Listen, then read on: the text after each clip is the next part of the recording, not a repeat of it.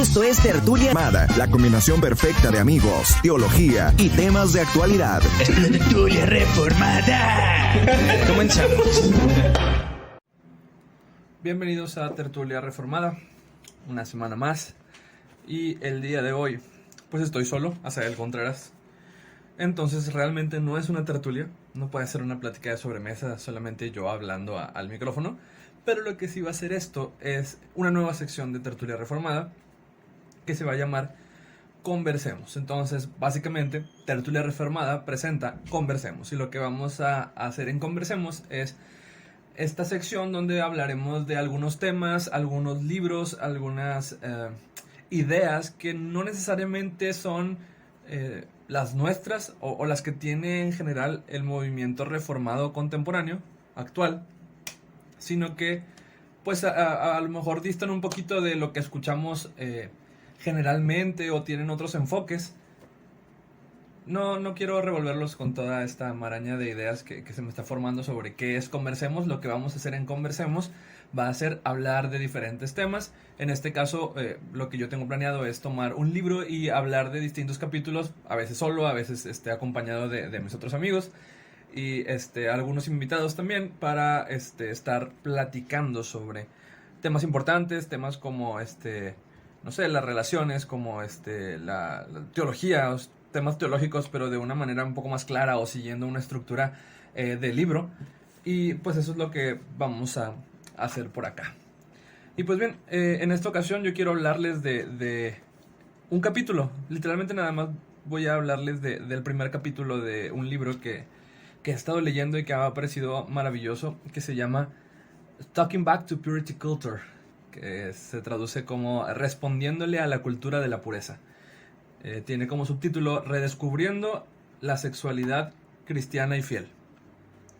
Y está escrito por una cristiana, una hermana, llamada Rachel Joy Welcher, que tiene una maestría en literatura en la Universidad de San Andrés y es columnista y editora de la revista Fathom. También es autora de 2 libros de poesía que son Blue Tarp y Two Funerals. Two Funerals, then Easter. Vive en Glenwood, Iowa, con su esposo Evan, y su esposo Evan es pastor. Y bien, esto es algo muy interesante que he estado leyendo ya durante un tiempo. Y les quiero platicar primero, antes de entrar de lleno al capítulo, qué es lo que he estado yo leyendo y qué es esto de la cultura de la pureza. Porque Rachel responde a la cultura de la pureza, pero ¿qué es eso? Bueno, la cultura de la pureza la podemos definir de manera sencilla como un movimiento de pureza y cortejo y sexualidad muy conservador que surgió por ahí de los años 90 en Estados Unidos. ¿Por qué estamos hablando de esto si no estamos en Estados Unidos? Porque nosotros tenemos mucha herencia de este movimiento. Bueno, aunque nuestra cultura en Latinoamérica es una cultura de raíces católicas romanas, entonces pues la ética sexual cristiana siempre formó parte del pensamiento colectivo. Sin embargo, cuando los evangélicos fundamentalistas en Estados Unidos empezaron a acentuar el énfasis en este movimiento de la pureza, pues también lo heredaron, lo trajeron para acá los misioneros, los predicadores, sobre todo predicadores que venían y plantaban iglesias de las cuales muchas fueron pentecostales. No estoy diciendo que esto sea un problema de los pentecostales, por supuesto que no. Más bien yo creo que era un bagaje que traían los gringos, los americanos, los norteamericanos, los estadounidenses, digamos, cuando vinieron a México y empezaron a fundar iglesias o empezaron a apoyar iglesias y a discipular iglesias, y pues nosotros heredamos ese pensamiento. Las iglesias de más rápido crecimiento en Latinoamérica sabemos que son las iglesias pentecostales. Es por esta razón que hago el énfasis de la iglesia pentecostal. Eso no quiere decir, otra vez, que en las iglesias denominacionales clásicas nos haya presentado este tipo de pensamiento. Y pues ya, vamos a definirlo, ¿no? Básicamente después de los años 60, después de la guerra de Vietnam, con el movimiento hippie, comenzó una revolución sexual, ¿no? Una liberación sexual que se extendió muy rápidamente a lo largo y ancho de los Estados Unidos, ¿no? Y para los años 80, con el surgimiento de un nuevo virus del que no se tenía conocimiento antes, que es el el virus de inmunodeficiencia humana, el VIH, que después se convierte en SIDA. La verdad es que no sé cómo funciona eso, no soy biólogo ni médico. Entonces digamos que el VIH/SIDA, pues había mucho miedo y mucho, mucha precaución de parte de los cristianos y una intención completamente buena y completamente legítima de devolverle al matrimonio la importancia de la sexualidad, como Dios la había establecido, ¿no? Que es dentro del matrimonio. Entonces, pues, con la intención buena se hicieron cosas muy malas, o más bien que no funcionaron y que no se dieron cuenta que no funcionaron hasta años después. Y en específico hubo un libro de un autor que se llama Joshua Harris. Joshua Harris escribió este libro que se llama I Kiss Dating Goodbye, que en español se publicó como Le dije adiós a las citas amorosas. Se publicó creo que por ahí del 99, 98, más o menos. Y en este libro Harris, pues básicamente lo que hizo él fue hacer explotar una idea que ya estaba ahí, la cristalizó y la potenció y pues explotó muchísimo más. Y pues bien, entonces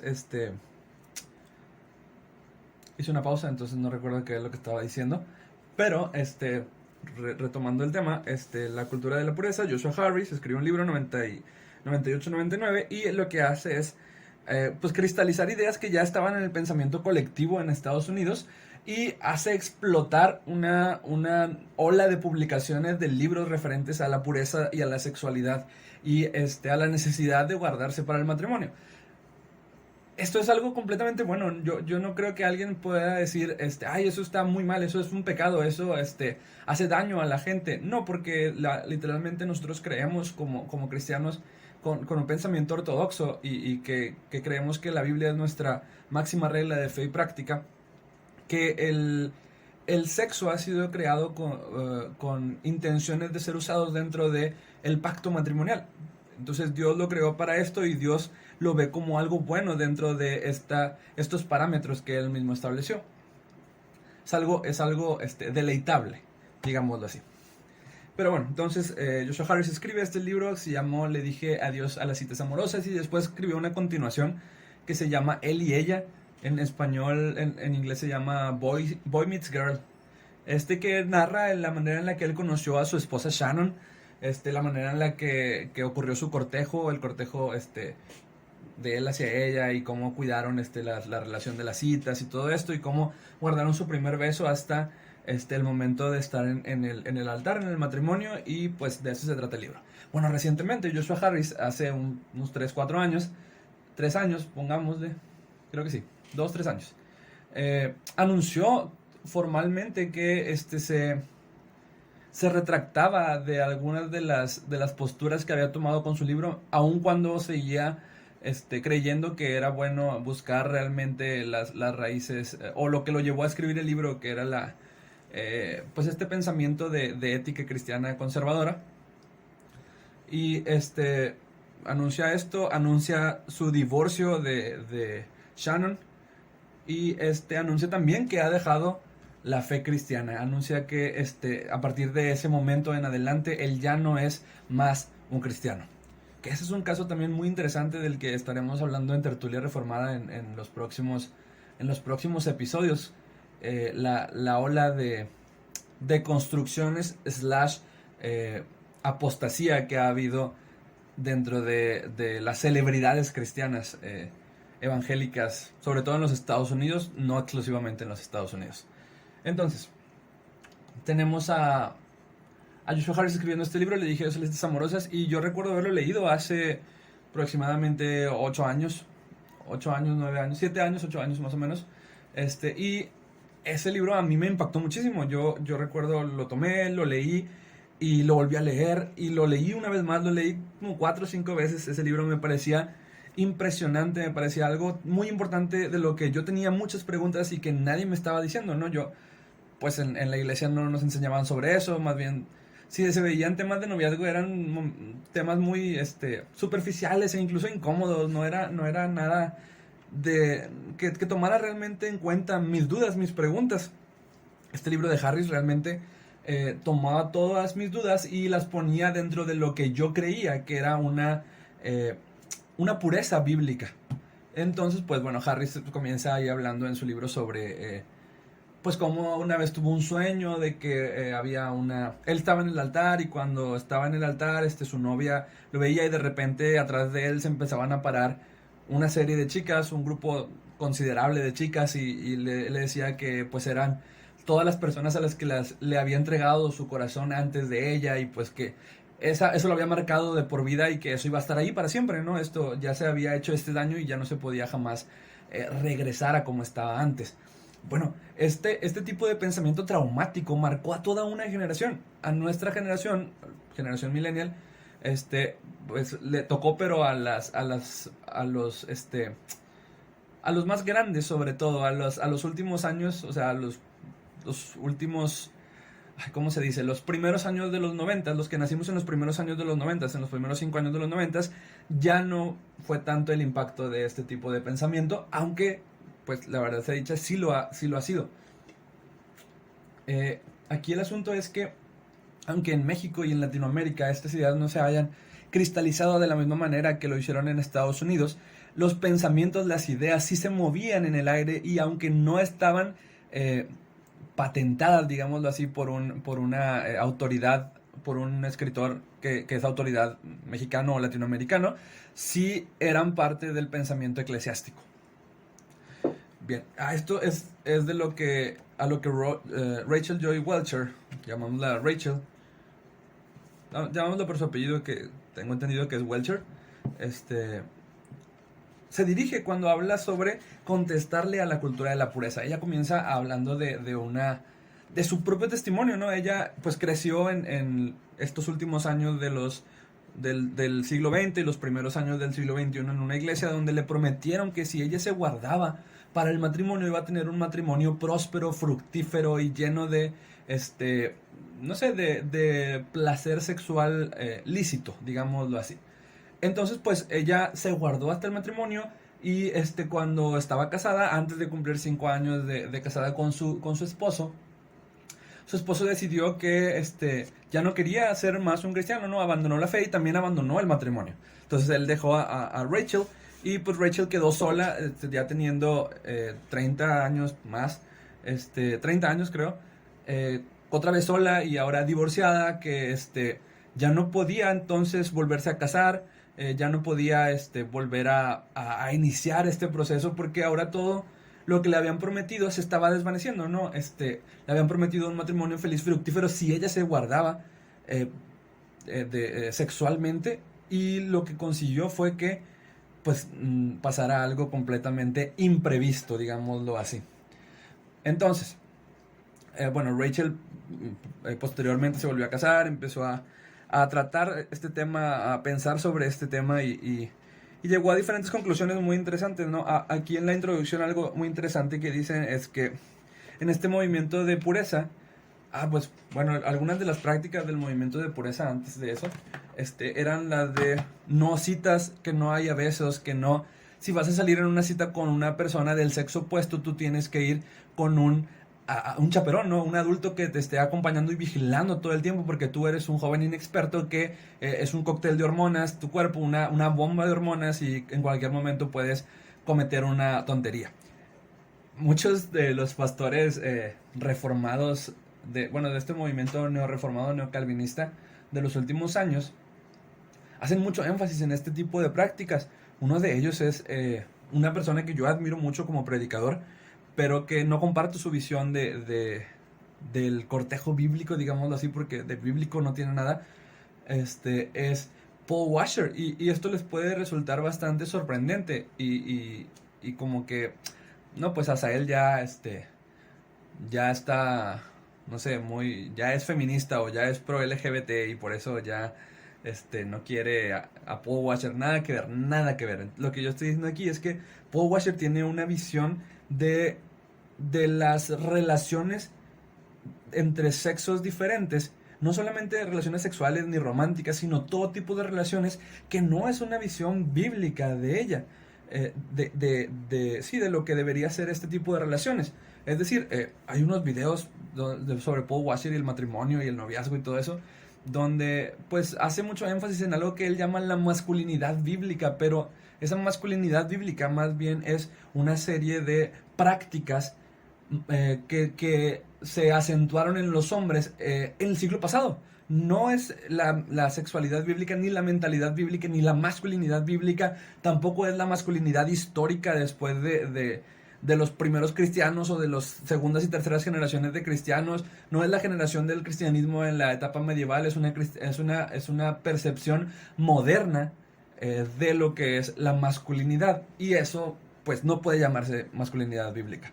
En una de estas predicaciones, Paul Washer llega al punto de decir que tú eres un tonto si tú tienes una relación de amistad con una persona del mismo sexo, que eso es completamente pecaminoso.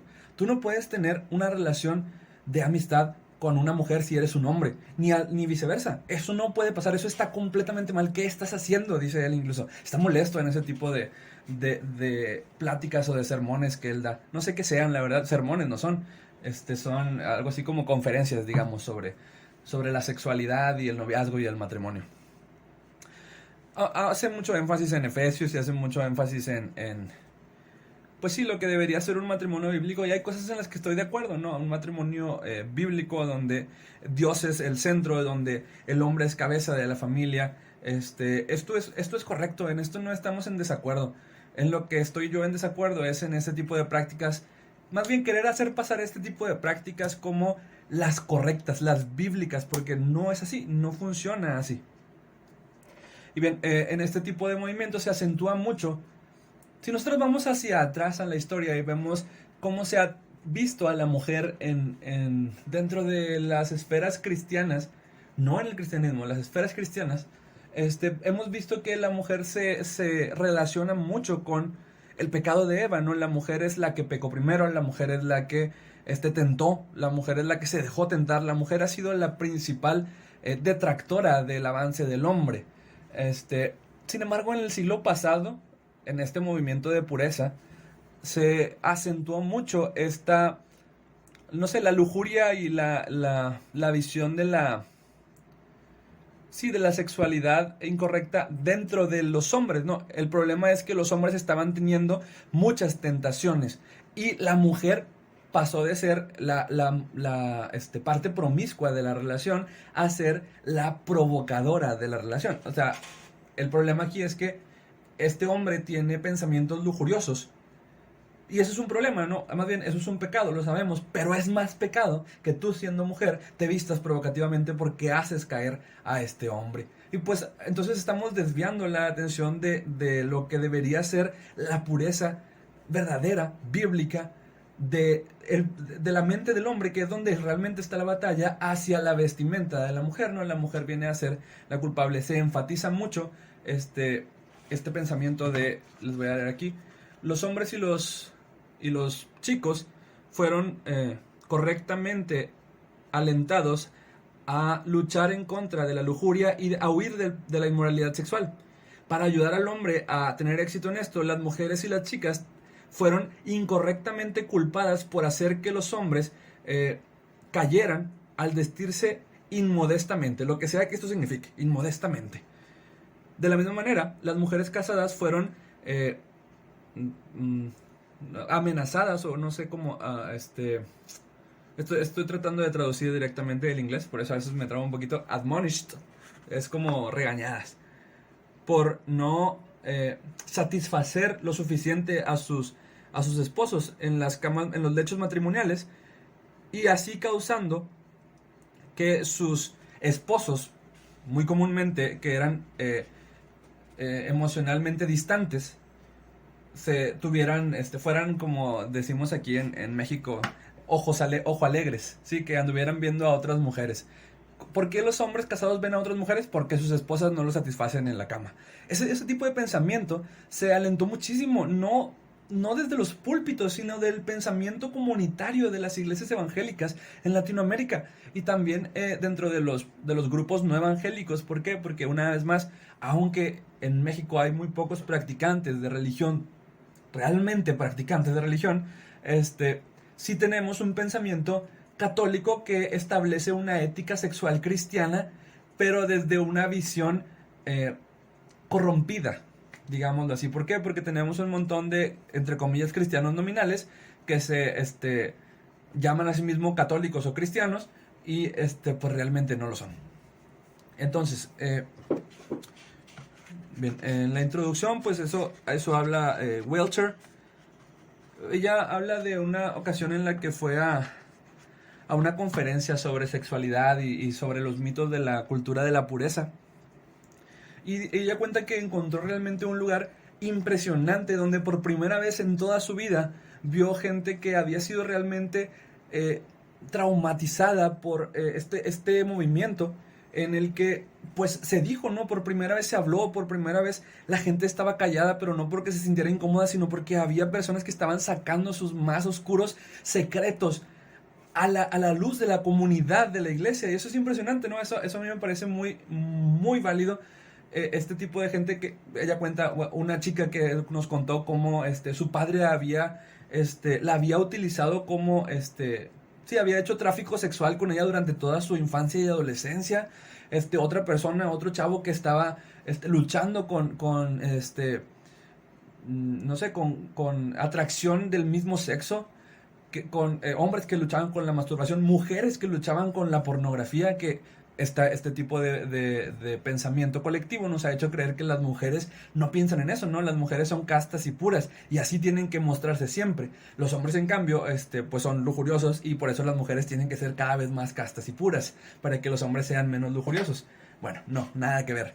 Entonces aquí nos estamos dando cuenta, ¿no? Que hay mujeres que luchan con esto también y que esto es una cuestión generalizada. La verdad es que después de que he estado leyendo sobre esto y cada vez un poco más metiéndome en estos asuntos, me he dado cuenta de que la mayoría de las personas, de los cristianos que yo conozco, es más, yo me atrevería a decir que todos los cristianos que yo conozco han tenido o tienen o tuvieron en algún momento este tipo de luchas, ya sea con la pornografía, con la masturbación, o con el sexo, o incluso con la atracción del mismo sexo, que eso no se puede decir en las iglesias. ¿Por qué? Porque estamos orillados a creer que la homosexualidad es un pecado, pero metemos en la misma canasta a aquellos que están luchando con una atracción del mismo sexo, que aquellos que son practicantes abiertos de la homosexualidad. Entonces este joven que está teniendo luchas porque tiene atracción del mismo sexo y él sabe que es algo pecaminoso lo que él está sintiendo, es más bien orillado a irse de la iglesia o a refugiarse en grupos progresistas, porque la iglesia, en lugar de abrazarlo y ayudarlo en su peregrinaje, en su camino, en su lucha, lo aparta, lo juzga, lo condena. Eso es lo que han hecho las iglesias en México. Y todavía hay una tendencia creciente de enfatizar este tipo de actitudes, porque lo contrario, o no hacerlo, sería cederle terreno a los grupos progresistas, como los feministas, como los LGBT, como no sé, los que sean, ¿no? Cederles terreno, y cualquier terreno que cedamos es una pérdida del evangelio. Eso es completamente equivocado. Ya lo estaremos platicando. Espero que la próxima vez que hable sobre este tema pueda acompañarme una persona que luego les presentaré. Pero por mientras, hoy pues solamente les quería hablar un poquito de la introducción de este libro. Bueno, Rachel Welcher, nos dice que hubo una serie de libros que fueron los que hicieron esta cultura. Entre ellos estaba que les decía, se llama Le dije dos salsitas amorosas. Hay otro de no recuerdo el nombre del autor. Ahí lo tuve por ahí un tiempo. Se llama es que no sé si en español se llama Corazón de Guerrero o algo así, pero en inglés se llama Wild at Heart. Que es un señor que le gustaba mucho esta película de Corazón Salvaje, se llama Corazón Valiente. No recuerdo, esta de Mel Gibson. Y en base a estos pensamientos de esta película empezó a hacer un libro sobre la masculinidad bíblica y la pureza sexual en los hombres, etc. Junto con su esposa hizo lo mismo, pero hacia las mujeres. Una novia que usa blanco, la batalla de todo hombre, el romance a la manera de Dios, y algunos símbolos que se usaron mucho en este movimiento, que a lo mejor estos sí llegaron a escucharlos alguna vez, fueron los anillos de pureza. Y eso está muy interesante porque estos símbolos de anillos de pureza se hacían dentro de, pues sí, dentro de grupos de jóvenes muy jóvenes. Y para esto quiero remitirme a una serie de la cultura popular que pues yo quería hablar de esto cuando viéramos el segundo capítulo, pero tal vez lo retomemos allá, que empecé a ver hace poco, que se llama Jane the Virgin, Jane la Virgen. Y se trata de una chica que cuando tenía 11 años, 10 años por ahí, su abuela, que era muy católica, le dio en una ocasión una flor, ¿no? Ella le da una flor, una rosa, y la rosa está así muy bonita, ella la tiene en su mano y la ve y le dice, bueno, ahora quiero que estrujes la rosa y la aplastes. Y eso hace Jane con la rosa. Después la abre y pues está toda apachurrada y rota. Y le dice la abuela, oye, bueno, entonces ahora haz que vuelva a quedar como antes. Y pues Jane está pues tratando de hacerlo y dice, no, pues no se puede. Y la abuela le dice, bueno, eso te va a pasar a ti si tú tienes sexo, ¿verdad? Eso le pasa a tu virginidad si tú tienes sexo. Es algo que ya no se puede recuperar. Y bueno, mientras que nosotros entendemos la virginidad como sí, como un acto de, no sé cómo podría llamarlo. Más bien, vamos a cambiar el enfoque. Nuestro tiempo ve hoy la virginidad como un instrumento de opresión que los hombres usaron para someter durante mucho tiempo a las mujeres y limitarlas en su libertad sexual. Bueno, no nos podemos mover de extremos a extremos. Vamos a ver qué dice la Biblia, vamos a ver qué es lo que el cristianismo ha creído históricamente y cuál es el punto en el que podemos estar realmente fundamentados en la verdad sin llegar a los extremismos del fundamentalismo. El fundamentalismo ha hecho mucho daño al cristianismo y si no lo queremos ver, pues realmente no hay peor ciego. Bien, entonces, bueno, Jane le da, hace esto y le dice, pues ya no se puede recuperar nunca. Y Jane crece con un trauma. En ese momento Jane tenía 11 años y lo que más le importaba en la vida, dice el narrador ahí, le está narrada como si fuera una serie de comedia, drama, telenovela. Está en Netflix si alguien la quiere ver. Le dice el narrador, bueno, a esta edad a Jane solamente le importaban 3 cosas. Su Dios, su abuela y los sándwiches de queso. Eso es todo lo que le importaba a Jane. A Jane ni siquiera estaba pensando en chicos, estaba pensando en sexo, no estaba pensando en noviazgo. Esto es lo único en lo que Jane pensaba. Y de este momento se le fue generando a Jane un trauma que de hecho pues te la pasan ya cuando está un poquito más grande y está en una ocasión, en una posición muy, pues sí, comprometedora con su novio. Está un poco subida la temperatura de la escena, y podemos ver que Jane voltea a ver la flor que tiene pegada en la pared y se imagina que se le cae un pétalo a la flor y se asusta, ¿no? Y se quita y dice, no, quítate no puedo seguir en esto, ¿no? ¿Ustedes creen realmente que Jane esté tratando de agradar a Dios, o que una persona que piensa de esta manera esté tratando de agradar a Dios al momento de no llevar a cabo el acto sexual? ¿O simplemente es una represión de los deseos que están allí de una manera equivocada? Estamos desplazando realmente la pureza del lugar que le corresponde a llevarla a prácticas fundamentalistas, legalistas, digámosla, de lo que debería ser realmente la sexualidad. Y pues bien, este es un tema que podría dar para toda la vida, no puedo acabar pronto.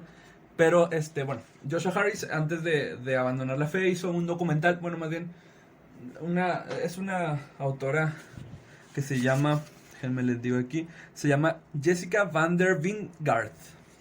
El documental se llama Sobreviví, le dije adiós a las citas amorosas. En inglés se llama I Survived, I Kissed Dating Goodbye. En YouTube está el corte del director, lo pueden ver, está en inglés, pero se pueden activar los subtítulos automáticos. Y literalmente este documental es un documental en el que Joshua Harris entrevista a personas que fueron muy lastimadas por las enseñanzas de su libro.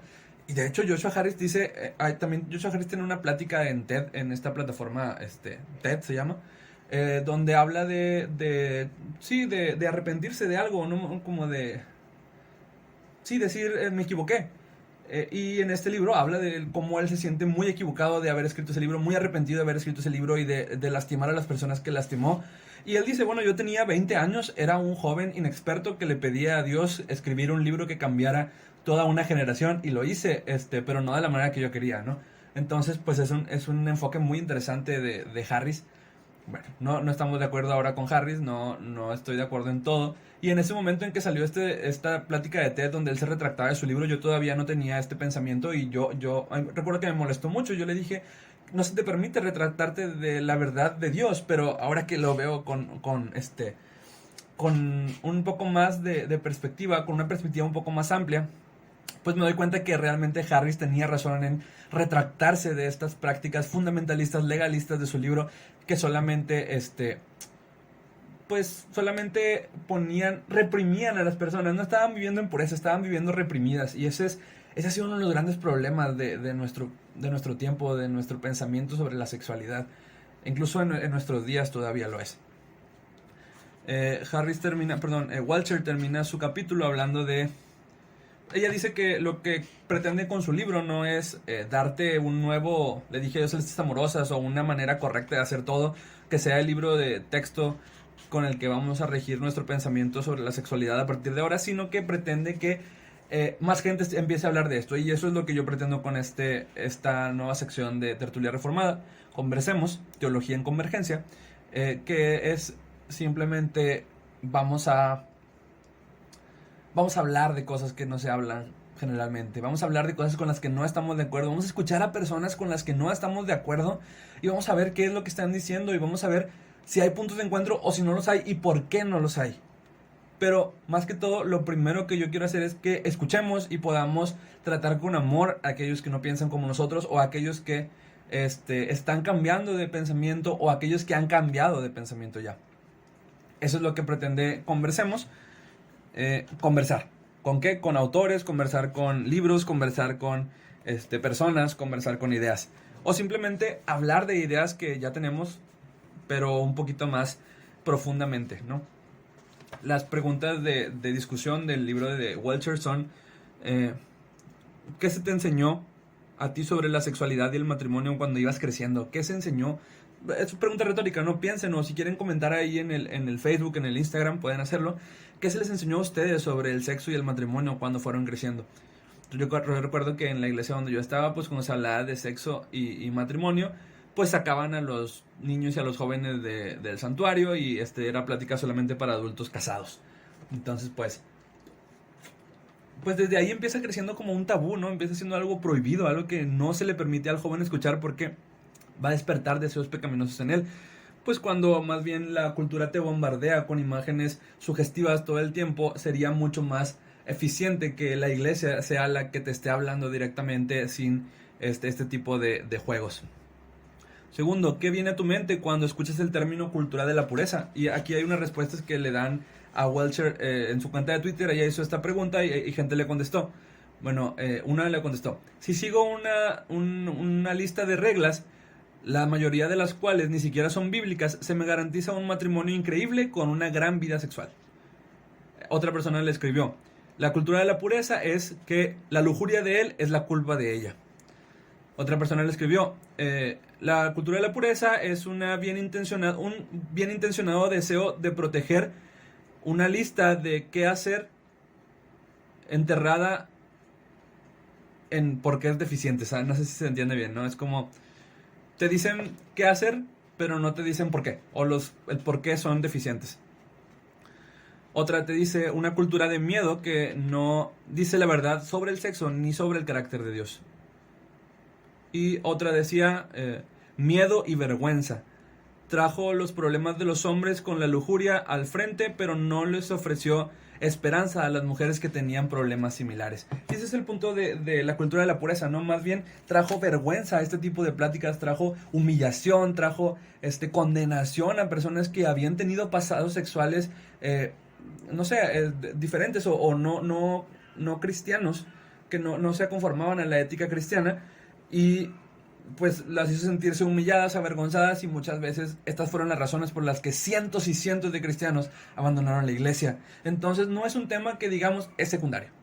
Este es un tema que no, ¿cómo decirlo? La gente lo piensa a diario, la gente lo ve a diario. La sexualidad, el sexo, es tan parte de nuestra cultura que no podemos pasar ni siquiera un día sin estar expuestos a contenido, a material explícito o a material relacionado con el sexo o a pensamientos sexuales, porque eso es lo que estamos, ¿no? Estamos viviendo dentro de un cuerpo corrompido todavía que no ha llegado a su glorificación final, y estamos esperando esta glorificación, y sabemos que estamos, más bien que lo que no queremos hacer junto con el apóstol Pablo, eso también hacemos, ¿no?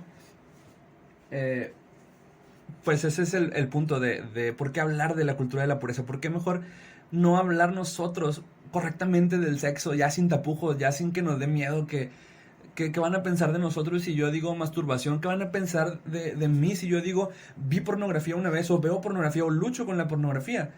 En lugar de que estemos tratando ese tema ya con tanta vergüenza, podamos hablarlo abiertamente y ayudar a aquellos que siguen teniendo ese tipo de problemas, a aquellos que están teniendo estas luchas, y que la iglesia sea la comunidad que abrace a estas personas y las aliente a continuar y les enseñe el amor de Dios y el cuidado que Dios tiene por sus hijos, y no la vergüenza y la humillación que tanto incentivaron en la cultura de la pureza y en pues el pensamiento colectivo cristiano evangélico en Latinoamérica. Y pues bien, esto fue Conversemos, primer capítulo del libro Respondiendo a la cultura de la pureza. Si alguien tiene un comentario, una duda, una aclaración, algo en que no esté de acuerdo conmigo ni con Welcher, puede decírmelo con toda confianza. Yo estoy abierto a críticas destructivas incluso.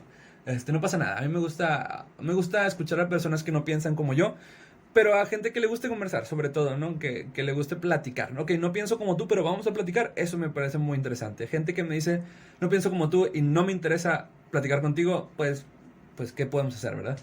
Entonces, pues bien, hasta aquí terminamos el primer capítulo de Conversemos, y estamos hablando dijimos, respondiéndole a la cultura de la pureza. Nos vemos aquí en Tertulia Reformada el próximo viernes. Dentro de 2 viernes, los podcasts van a estar subiéndose cada 15 días.